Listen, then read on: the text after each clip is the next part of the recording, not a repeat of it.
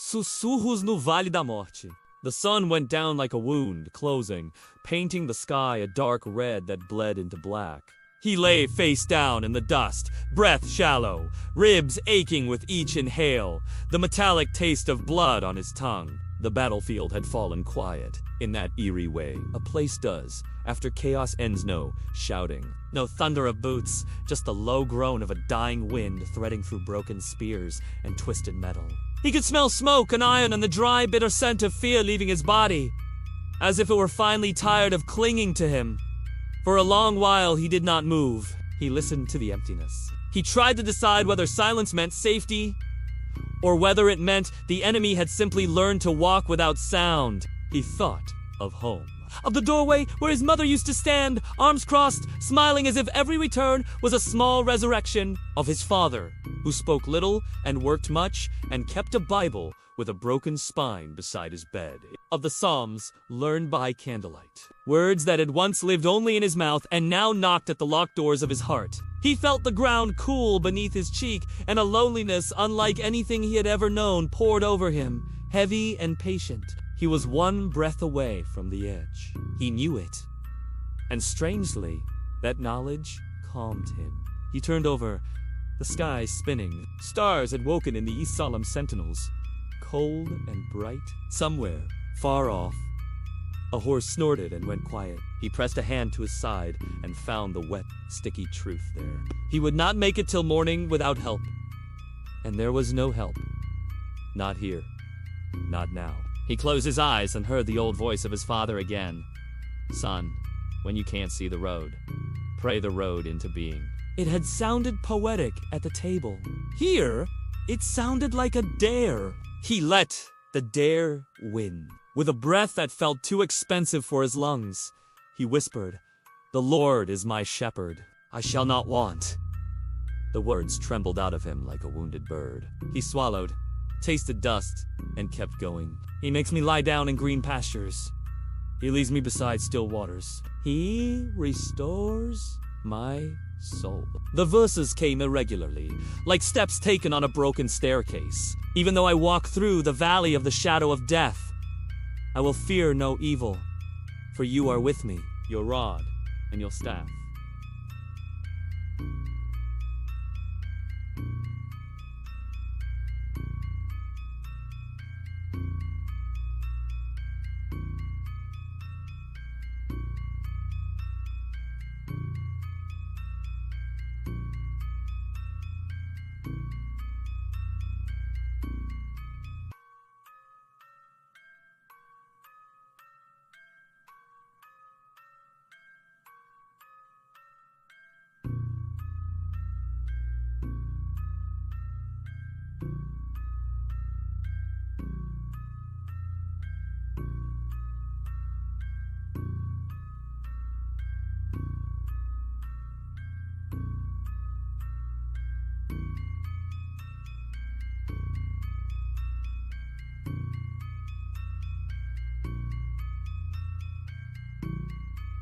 He waited.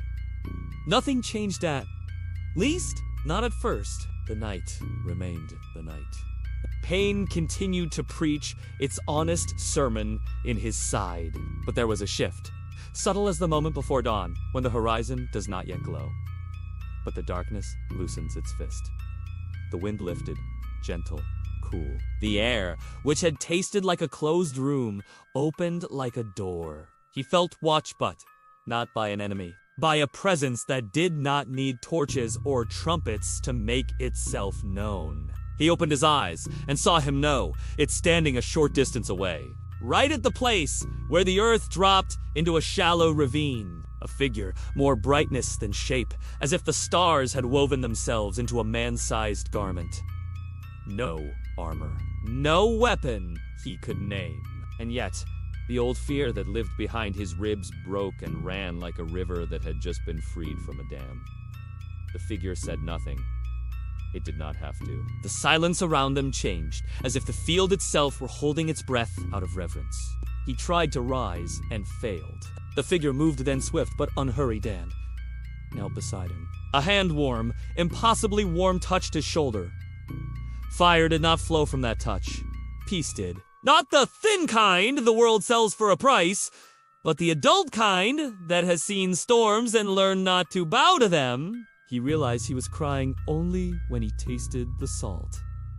Am I dying? He asked, the words small, ashamed. The figure's face seemed to lean closer. What might have been, eyes burned with a tenderness that did not pity him. A voice came without sound and spoke inside his chest. Not yet. Your mission is not over. He wanted to argue. Look at me. Look at this valley. I am one man in an ocean of broken things. But the presence had already heard the argument. He hadn't dared to speak. You are one man on a road I am still building, the voice answered, not condemning, simply true. Do not confuse the valley for the destination. He felt the hand on his shoulder press lightly, and heat spread through him, a clean warmth, not fevered, not wild. Pain unknotted. Breath returned, full and deep, as if someone had opened a window in his lungs. He inhaled and the world sharpened. Stones became stones again. Stars became stars. Not holes punched in a black sheet, but lanterns in the hand of a careful god. Why me? He asked, ashamed a second time. The figure seemed to smile without moving. Because you called my name in the valley, not only on the mountaintop. The words laid down inside him like stones, set across a river, a path he could walk. He looked toward the ridge where shadows pooled like thick ink and thought of the men he had left their brothers, not by blood, but by choice. If he lived, he would have to go back. He would have to carry more than his own heart out of this place. The figure rose and turned its gaze to the darkness gathering beyond the ridge. The wind shifted again, stronger now, and with it came other sounds, the kinds that crawl instead of walk. Hisses where there should have been silence, shapes trying to be more than shadows.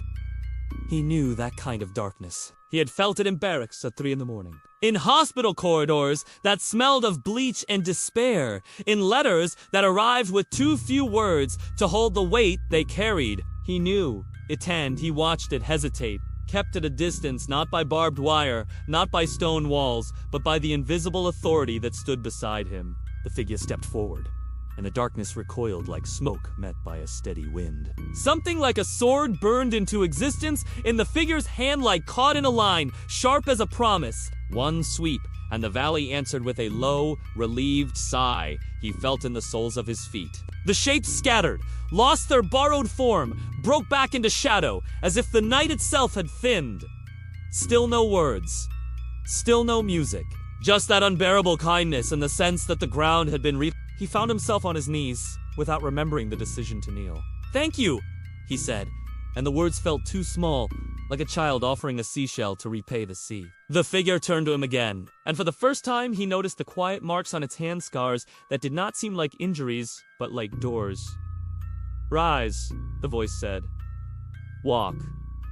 He did. He stood without dizziness. He pressed his palm to his side and felt skin where there should have been ruin. It should have frightened him. It did not. It humbled him.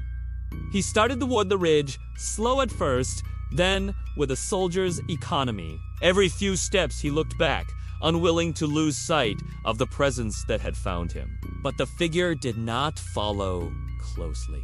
It moved ahead instead, not leading so much as making space, like a shepherd who walks before the flock so the path will remember their feet.